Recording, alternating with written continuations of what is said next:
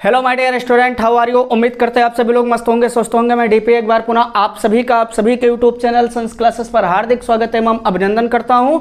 और आइए आज हम लोग डिस्कस करेंगे क्लास 12 का जो ऑर्गेनिक पेपर, इसका जो सेकंड चैप्टर हम लोग पढ़ रहे थे, अल्कोहल, ईथर एंड फिनाल।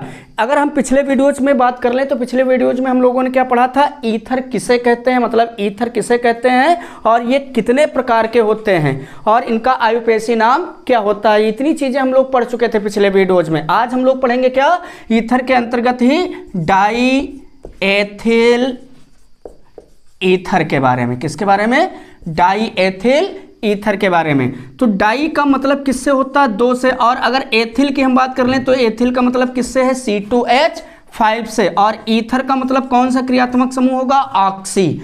तो अगर हम बात कर लें किसकी, डाई एथिल ईथर के अणुसूत्र की, किसकी बात कर लें? डाई एथिल ईथर के अणुसूत्र मतलब मॉलिक्यूलर फार्मूला की। तो इसका जो मॉलिक्यूलर फार्मूला है तो वो क्या होगा? C2H5 के कितने होंगे? दो। तो इसको हम लिखेंगे क्या? C2H5 का होल ट्वाइस, और साथ में क्या जोड़ देंगे? ऑक्सी क्रियात्मक समूह मतलब ऑक्सीजन।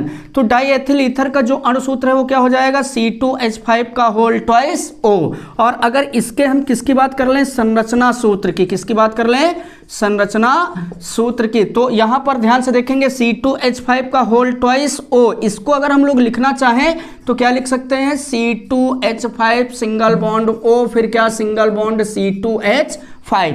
इस चीज को हम लोग कुछ ऐसे लिख सकते हैं, C2H5 का होल ट्वाइस का मतलब C2H5 कितनी बार है, मतलब ये जो एथिल है ये कितनी बार है? दो बार। तो एक C2H5 ये हो गया और एक C2H5 ए हो गया। ये दोनों लोग किससे जुड़े हैं? बाहर वाले इस ऑक्सी क्रियात्मक समूह से। तो दोनों किससे जोड़ दिए गए? ऑक्सी क्रियात्मक समूह से। तो ये जो C2H5 का होल ट्वाइस वो है, इसको हम लोग ऐसे भी लिख सकते हैं। अब अगर इसका हम संरचना सूत्र बनाएं तो इधर कितने कार्बन हैं? दो। तो इसको हम ऐसे लिख सकते हैं, एक कार्बन, दो कार्बन, फिर सिंगल बॉन्ड कौन सा क्रियात्मक समूह? ऑक्सी। फिर इधर भी कितने कार्बन हैं? दो। तो एक कार्बन और दो कार्बन। और आपको बहुत ही अच्छे तरीके से पता है कि कार्बन कितने बंध का निर्माण करता है? चार बंध का। तो एक दो तीन, एक दो तीन, एक, चार बंध इसके हो गए। दूसरे वाले को देखें तो एक दो, कितने की कमी है इस पर? दो बंध की कमी। तो एक और दो, टोटल इसके कितने हो गए? एक दो तीन चार। ऑक्सीजन कितने बंध बनाता है? दो। तो एक दो। अब इस वाले कार्बन को देखें तो एक दो, दो बंध ये बना रखे हैं, कितने की कमी इस पर? दो की। इसको देखें तो ये कितने बंध बना रखे हैं? एक। कितने की कमी इस पर? तीन की। तो इन पर अब हाइड्रोजन को जोड़ देना है। तो एक हाइड्रोजन, दो हाइड्रोजन, तीन, चार और पाँच। इधर इस पर एक हाइड्रोजन, दो हाइड्रोजन, इधर तीन, फिर ये चार, फिर ये पाँच। तो इसी चीज को हम लोग ऐसे लिख सकते हैं क्या? CH3 सिंगल बॉन्ड क्या? CH2, फिर सिंगल बॉन्ड क्या है? O, फिर ये क्या है? CH2। तो सिंगल बॉन्ड ये क्या लिखेंगे? CH2, फिर सिंगल बॉन्ड ये क्या है? CH3। तो इसको क्या लिखेंगे? CH3। तो ये हो गया क्या? डाई एथिल ईथर का संरचना सूत्र। तो अगर आपसे पूछा जाए कि डाई एथिल ईथर का अणुसूत्र क्या होगा, तो इसके नाम से ही आपको बताना, डाई का मतलब दो, एथिल का मतलब C2H5, ईथर का मतलब कौन सा क्रियात्मक समूह? O। तो डाई एथिल ईथर का अणुसूत्र क्या होगा? C2H5 का होल ट्वाइस O। या फिर इसी को हम कह सकते हैं क्या? C2H5 सिंगल बॉन्ड O, फिर सिंगल बॉन्ड C2H5। और अगर इसके संरचना सूत्र की बात कर लें तो कुछ ऐसे इसका क्या बन जाएगा? संरचना सूत्र बन जाएगा। अब हम बात कर लें किसकी, जो C2H5 single bond O C2H5 है, मतलब डाई एथिल ईथर, इसके आयुपेशी नाम की। किसकी बात करेंगे? इसका आयुपेशी नेम की। तो इसका जो आयुपेशी नाम है आपको बहुत अच्छे तरीके से पता है कि ईथर का आयुपेशी नाम क्या लिखा जाता है? Alkoxy alkane. क्या लिखते हैं? Alkoxy alkene.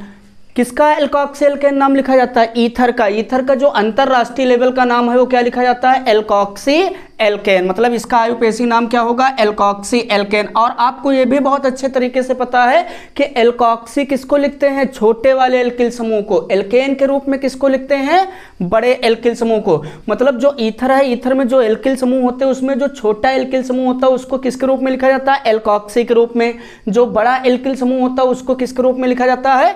एल्केन के रूप में। लेकिन यहां पर अगर हम डाई एथिल ईथर की बात कर लें तो डाई एथिल ईथर में दोनों एल्किल समूह कैसे कैसे हैं, एक जैसे। मतलब एक क्या है C2H5 तो दूसरा भी क्या है C2H5, मतलब ये कैसा ईथर है, सममित ईथर। कैसा ईथर है, सममित ईथर, मतलब सिमेट्रिकल ईथर। तो जब ऐसा केस सामने आएगा तो आपको बताया गया था क्या कि जो पहला एल्किल समूह होगा उसको किसके रूप में लिखेंगे, एल्कॉक्सी के रूप में।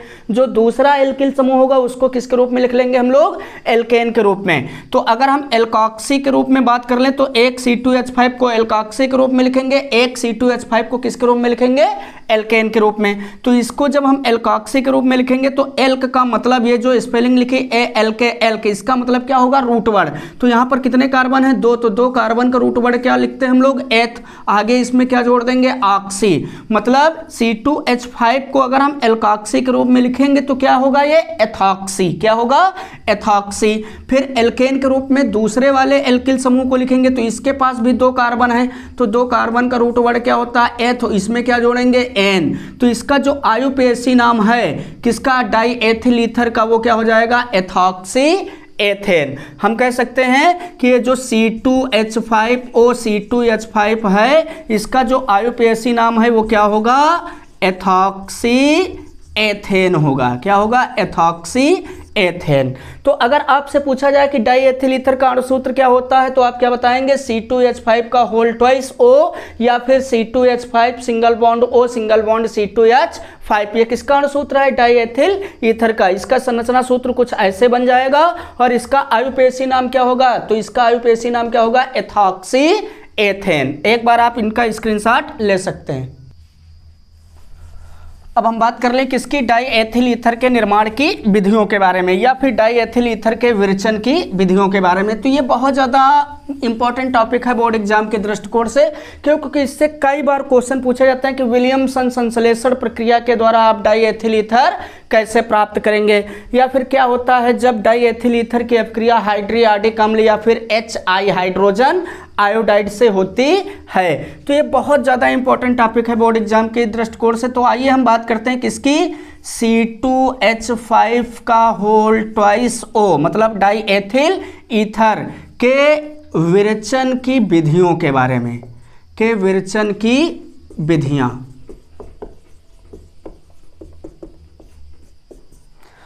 अगर हम बात कर ले किसकी, डाई एथिल ईथर के निर्माण की विधियां या इसके विरचन की विधियों के बारे में, तो सबसे पहले अगर हमको डाई एथिल ईथर बनाना तो हम लोग क्या करें, एल्किल हाइलाइड से हम डाई एथिल ईथर बना सकते हैं। कैसे, जैसे हम क्या लें, यहां पर क्या करें कि जो एथिल आयोडाइड है C2H5I इसकी अभिक्रिया किससे करा दें, शुष्क सिल्वर ऑक्साइड मतलब Ag2O से। तो क्वेश्चन क्या बनता है कि क्या होता है जब एथिल आयोडाइड की अपक्रिया शुष्क सिल्वर ऑक्साइड से होती है, या क्या होता है जब एथिल आयोडाइड को शुष्क सिल्वर ऑक्साइड के साथ गर्म करते हैं। तो आइए देखते हैं कैसे हम लोग आगे डाई एथिल ईथर का निर्माण करते हैं। इसको हम लोग लिखेंगे क्या, C2H5 सिंगल बंध I।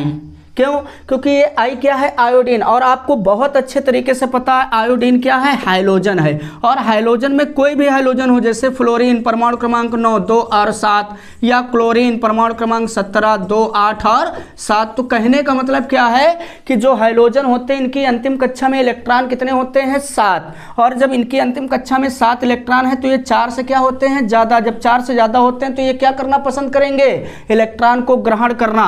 तो हाइलोजन कितने इलेक्ट्रॉन ग्रहण करना पसंद करेंगे, केवल और केवल 1 इलेक्ट्रॉन। तो ऐसे में इनकी वैलेंसी कितनी होगी, 1। मतलब इनकी जो सामान्य संयोजकता है हाइलोजन की वो कितनी होगी, 1। और जब इनकी सामान्य संयोजकता 1 होगी तो संयोजकता किसको बताती है, बंध बनाने की क्षमता को। तो ऐसे में चाहे फ्लोरीन हो, ये सामान्य केस पर कितने बंध बना सकता है, 1।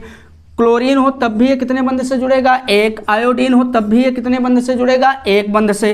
क्यों, क्योंकि इनकी सामान्य संयोजकता कितनी होती है, 1। तो ये जो C2H5I है इसका फोटो हम लोग कुछ ऐसे बना सकते हैं। इसको क्या लिख सकते हैं, C2H5 single bond I plus यहाँ पर क्या है Ag2O में ऑक्सीजन को अगर देखें तो इसका परमाणु क्रमांक 8, 2 और 6। आपको पता है कि एक ऑक्सीजन की अंतिम कक्षा में अगर यहाँ ध्यान से देखें तो कितने इलेक्ट्रॉन है, 6। ये कितने इलेक्ट्रॉन ग्रहण करना पसंद करेगा, 2 इलेक्ट्रॉन। तो ऐसे में इसकी वैलेंसी कितनी होगी, 2। जब इसकी वैलेंसी 2 होगी तो ऑक्सीजन कितने बंध बनाएगा, 2 बंध। तो इस अगर Ag2O को हम लोग लिखना चाहें तो इसको क्या लिखेंगे, Ag सिंगल बंध O, फिर सिंगल बंध Ag।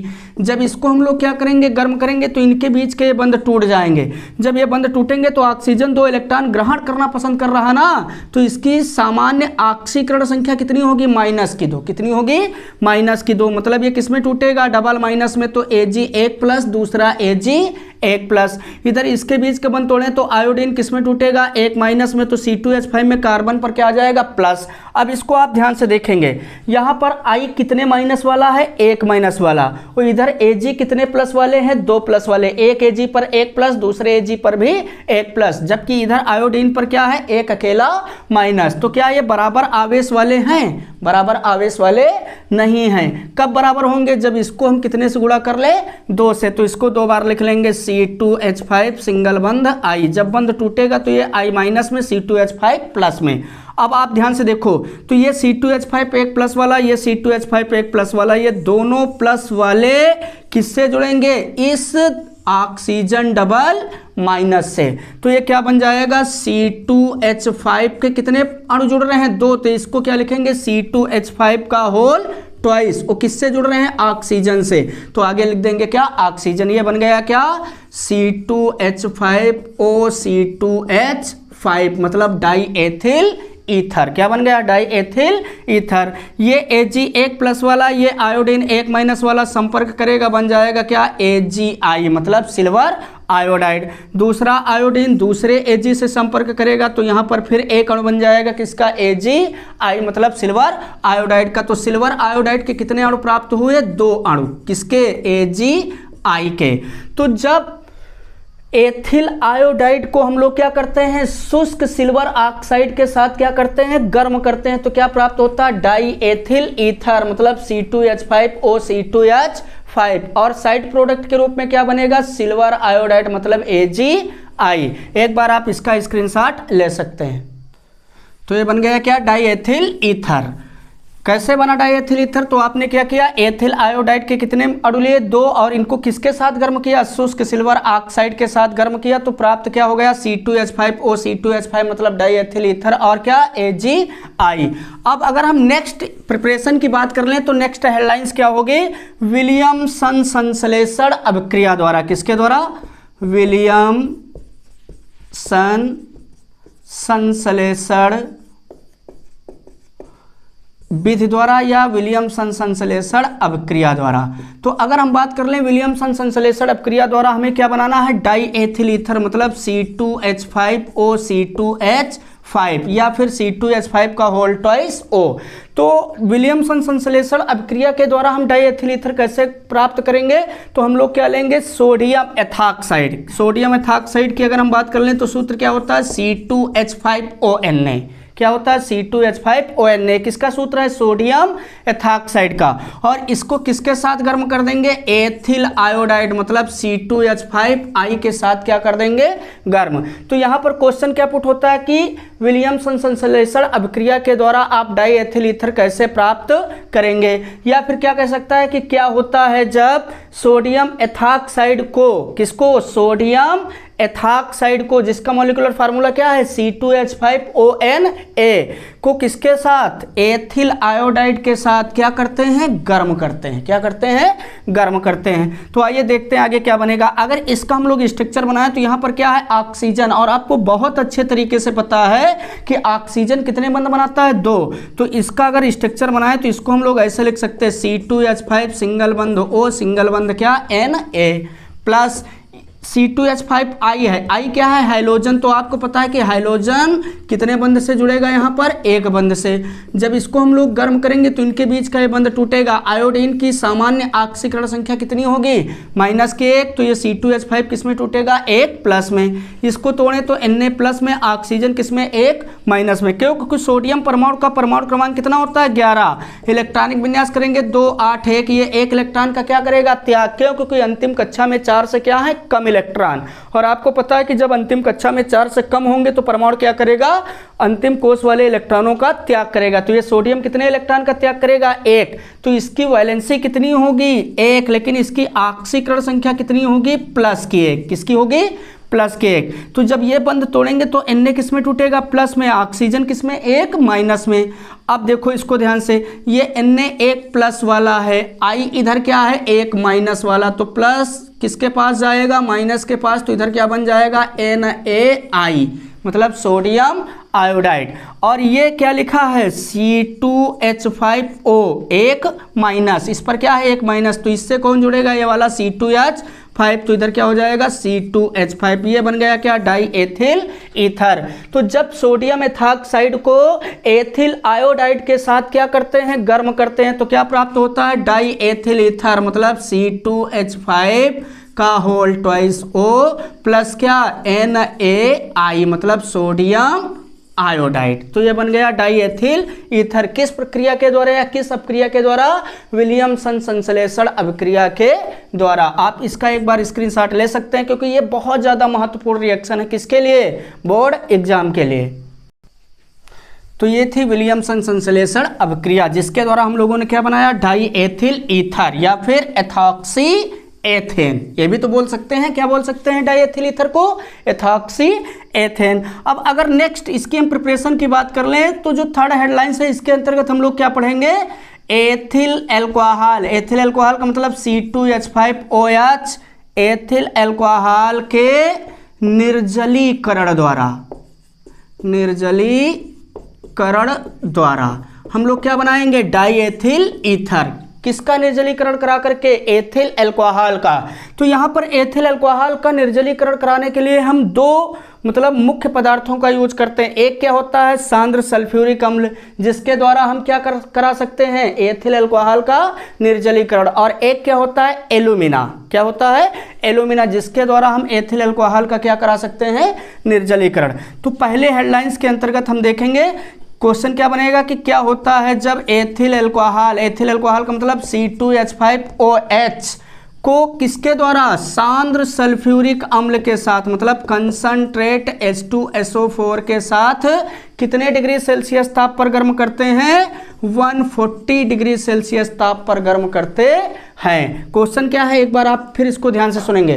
क्वेश्चन क्या कहता है कि क्या होता है जब एथिल एल्कोहल का मतलब C2H5OH को सांद्र सल्फ्यूरिक अम्ल के साथ कितने डिग्री ताप पर, 140 डिग्री सेल्सियस ताप पर गर्म करते हैं। तो जब एथिल एल्कोहल को सांद्र सल्फ्यूरिक अम्ल के साथ 140 डिग्री सेल्सियस ताप पर गर्म करते हैं तो प्राप्त क्या होता है, डाई एथिल ईथर, मतलब C2H5 का होल ट्वाइस O, और यहां से बाहर क्या हो जाता है, H2O। इस रिएक्शन में क्या बाहर हो रहा है, जल, इसलिए इसको हम लोग एक नाम देते हैं क्या, निर्जलीकरण। निर्जलीकरण का मतलब क्या होता है, पदार्थ से जल का बाहर निकलना। तो यहाँ पर जो एथिल एल्कोहल, इससे जल क्या हो रहा है, बाहर। अब इसको अगर संतुलित करें तो इधर C2H5 का होल ट्वाइस का मतलब C2H5 के कितने हैं, 2, इधर C2H5 के कितने हैं, 1, तो इसको कितने से गुणा कर लेंगे, 2 से। अब इसी को अगर हम थोड़ा डिटेल में पढ़ना चाहें तो पहले स्टेप में होगा क्या कि ये जो एथिल एल्कोहल है C2H5OH, इसकी अपक्रिया हम लोग किससे करा देंगे, H2SO4 से। किससे करा देंगे, H2SO4 से। कितने डिग्री ताप पर, 100 डिग्री सेल्सियस ताप पर। कितने पर, 100 डिग्री सेल्सियस ताप पर। तो बनेगा क्या पहले चरण में, एथिल हाइड्रोजन सल्फेट C2H5SO4H। क्या बन जाएगा, C2H5SO4H प्लस क्या, H2O। तो ये जो बना C2H5SO4H, इसका नाम क्या होगा, एथिल हाइड्रोजन सल्फेट। मतलब इस रिएक्शन को अगर हम थोड़ा डिटेल में पढ़ना चाहें तो पहले स्टेप में क्या होगा कि जो एथिल एल्कोहल है, जब इसको हम लोग किसके साथ गर्म करेंगे, कंसंट्रेट सल्फ्यूरिक अम्ल, मतलब H2SO4 के साथ कितने डिग्री सेल्सियस ताप पर, 100 डिग्री सेल्सियस ताप पर क्या करेंगे, इसको गर्म। तो पहले चरण में क्या प्राप्त होगा, मतलब एथिल हाइड्रोजन सल्फेट। क्या प्राप्त होगा, एथिल हाइड्रोजन सल्फेट। अब दूसरे स्टेप में क्या होगा कि ये जो बना है एथिल हाइड्रोजन सल्फेट मतलब C2H5SO4H, इसको हम लोग क्या करेंगे, पुनः किसके साथ गर्म कर देंगे, इधर एथिल एल्कोहल मतलब C2H5 OH के साथ गर्म कर देंगे कितने डिग्री पर, 140 पर। तो जब इसको 140 पर हम लोग गर्म करेंगे तो इधर बन जाएगा क्या, C2H5O C2H5 मतलब डाई एथिल ईथर, और यहां से बाहर क्या हो जाएगा, H2SO4। क्या बाहर हो जाएगा, H2SO4। तो यहाँ पर अगर आप चाहें तो एक स्टेप में ऐसे रिएक्शन लिख सकते हैं, और अगर आप इसको डिटेल में लिखना चाहें तो कुछ ऐसे लिख सकते हैं। डायरेक्ट अगर आप करना चाहते हैं तो क्या लिखेंगे, C2H5OH के कितने अणु, 2 अणु, उपस्थिति में क्या दिखा देंगे, कंसंट्रेट सल्फ्यूरिक अम्ल मतलब H2SO4, टेम्परेचर कितना लिखेंगे 140 डिग्री सेल्सियस। तो आपको क्या प्राप्त हो जाएगा, डाई एथिल ईथर मतलब C2H5 का होल ट्वाइस O प्लस क्या H2O। या फिर अगर आप इसको डिटेल में थोड़ा लिखना चाहते हो तो पहले आप क्या करेंगे, एथिल अल्कोहल लेंगे और इसकी अपक्रिया किससे कराएंगे, H2SO4 से मतलब सल्फ्यूरिक अम्ल से। वो भी कैसा होगा, कंसंट्रेट मतलब सांद्र, और कितने डिग्री सेल्सियस ताप पर यह अपक्रिया आप कराएंगे, 100 डिग्री पर। तो पहले चरण में आपको क्या प्राप्त हो जाएगा, एथिल हाइड्रोजन सल्फेट, और जो एथिल हाइड्रोजन सल्फेट प्राप्त हुआ इसकी अपक्रिया आप फिर एक बार किससे करा देंगे, एथिल अल्कोहल से कितने डिग्री पर, 140 मतलब 140 डिग्री सेल्सियस ताप पर। तब जाकर के आपको क्या प्राप्त हो जाएगा, डाई एथिल ईथर। क्या प्राप्त होगा, डाई एथिल ईथर। बस याद आपको क्या रखना है कि यहां पर जो हम सल्फ्यूरिक अम्ल ले रहे हैं ये कैसा होगा, कंसंट्रेट, और यहां पर जो प्राप्त हुआ ये कैसा होगा, तन होगा। कैसा होगा, डाइल्यूट होगा। आप इस अपक्रिया का एक बार स्क्रीनशॉट ले सकते हैं।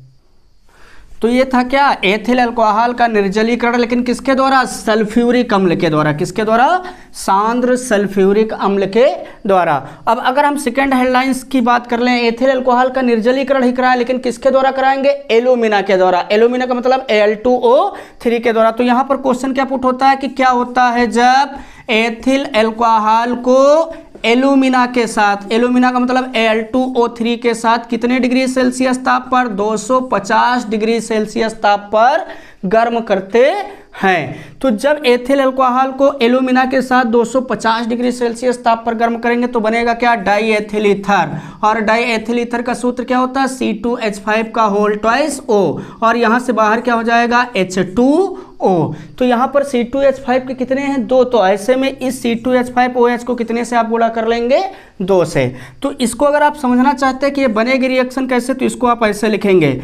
C2H5 सिंगल बंध क्या, OH प्लस C2H5 सिंगल बंध O सिंगल बंध H। 2 अणु है ना, तो एक को आप ऐसे लिख लें, एक को ऐसे लिख लेंगे। इसके बीच का अगर बंध तोड़े तो H किसमें, प्लस में, ऑक्सीजन पर क्या आएगा, माइनस। इधर तोड़े तो OH माइनस में, C2H5 पर क्या आएगा, प्लस। ये C2H5 प्लस वाला है, ये किससे संपर्क करेगा, ऑक्सीजन से। तो बन जाएगा क्या, C2H5O C2H5 मतलब डाई एथिल ईथर। और ये OH क्या है, माइनस वाला, ये किससे संपर्क करेगा, H प्लस से। तो यहां से बाहर क्या हो जाएगा, H2O मतलब जल। तो इस अपक्रिया में भी हम ध्यान से देखें तो बाहर क्या हो रहा है, जल, इसलिए इसको हम लोग क्या कह सकते हैं, निर्जलीकरण। क्या कह सकते हैं, निर्जलीकरण। तो जब एथिल अल्कोहल का निर्जलीकरण होता है किसके द्वारा, एल्यूमिना के द्वारा, तो कितने डिग्री पर, 250 डिग्री सेल्सियस ताप पर। तो क्या प्राप्त होता है, डाई एथिल ईथर मतलब C2H5 का होल ट्वाइस O। आप इसका भी एक बार स्क्रीनशॉट ले सकते हैं। तो ये थी क्या, एथिल अल्कोहल के निर्जलीकरण की प्रक्रिया। अब हम लोग बात करेंगे किसकी, जो नेक्स्ट प्रिपरेशन है किसकी, डाई एथिल ईथर के निर्माण की। तो अगर हम अगली प्रोसेस की बात कर लें तो अगली प्रोसेस में हम लोग क्या पढ़ेंगे, डाई एथिल ईथर मतलब C2H5 का whole twice O, diethyl ether के निर्माण की प्रयोगशाला विधि, के निर्माण की प्रयोगशाला विधि की। मतलब प्रयोगशाला में हम लोग डाई एथिल ईथर कैसे प्राप्त करेंगे, क्योंकि क्वेश्चन पूछा जाता है कि डाई एथिल ईथर के निर्माण की प्रयोगशाला विधि की रासायनिक समीकरण लिखिए। या फिर इसी को एक और हम लोग नाम देते हैं क्या, अविरत ईथरीकरण विधि।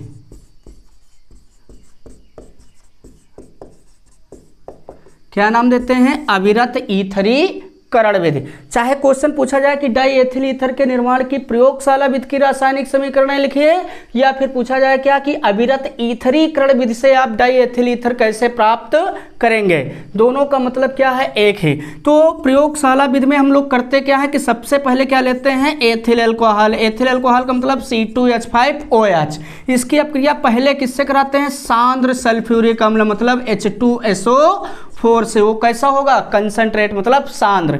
कितने डिग्री पर कराएंगे, 100 डिग्री सेल्सियस ताप पर। कितने पर, 100 डिग्री सेल्सियस ताप पर। तो बनेगा क्या, इधर पहले चरण में एथिल हाइड्रोजन सल्फेट C2H5SO4H, इसका नाम क्या होगा, एथिल हाइड्रोजन फिर क्या, सल्फेट।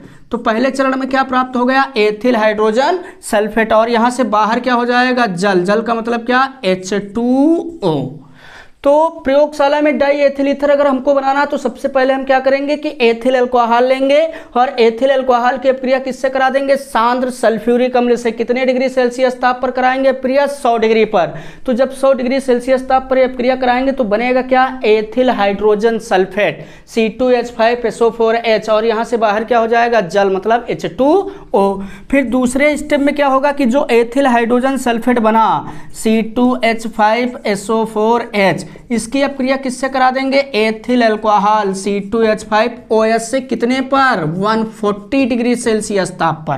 कितने पर, 140 डिग्री सेल्सियस ताप पर। तब जाकर के आपको प्राप्त हो जाएगा क्या, C2H5OC2H5 मतलब डाई एथिल ईथर, और क्या प्राप्त होगा, H2SO4। क्या प्राप्त होगा, H2SO4। तो ये है क्या, प्रयोगशाला विधि की रासायनिक समीकरण। प्रयोगशाला में डाई एथिल ईथर आप कैसे प्राप्त करेंगे, तो सबसे पहले आप क्या लेंगे, एथिल अल्कोहल। इसकी अपक्रिया किससे करा देंगे, सांद्र सल्फ्यूरिक अम्ल से। कितने डिग्री पर, 100 डिग्री सेल्सियस ताप पर। तो पहले चरण में आपको क्या प्राप्त होगा, C2H5SO4H, नाम क्या होगा, एथिल हाइड्रोजन सल्फेट, और यहां से बाहर क्या हो जाएगा, जल मतलब H2O। दूसरे स्टेप में क्या होगा कि जो एथिल हाइड्रोजन सल्फेट आपको प्राप्त हुआ, इसकी अपक्रिया आप फिर किससे करा देंगे, एथिल अल्कोहल से। कितने डिग्री पर, 140 डिग्री सेल्सियस ताप पर। तो आपको क्या प्राप्त हो जाएगा, die ethyl ether C2H5OC2H5 plus क्या, H2SO4। अब अंतर क्या है कि ये जो H2SO4 यहां पर हम लोग ले रहे हैं रिएक्टेंट के रूप में, मतलब अभिकारक के रूप में, ये कैसा होता है, सांद्र। और जो यहां पर प्राप्त होगा ये कैसा प्राप्त होगा, डाइल्यूट। कैसा प्राप्त होगा, डाइल्यूट मतलब तानु। अब बात कर लेते हैं कि इसको हम अविरत ईथरीकरण विधि क्यों बोलते हैं। तो होता क्या है कि अगर इसमें आप एथिल अल्कोहल और सल्फ्यूरिक अम्ल दोनों को मिलाते जाएंगे तो लगातार आपको क्या प्राप्त होता जाएगा, डाई एथिल ईथर। इसलिए इसको हम लोग क्या बोलते हैं, अविरत ईथरीकरण विधि। क्या बोलते हैं, अविरत ईथरीकरण विधि। आप इसका एक बार स्क्रीनशॉट ले सकते हैं। उम्मीद करते हैं कि आपको ये प्रोसेस बहुत ही अच्छे से समझ में आए होंगे। अगर आपके पास कोई प्रॉब्लम है इससे रिलेटेड तो आप कमेंट सेशन में कमेंट कर सकते हैं। ओके।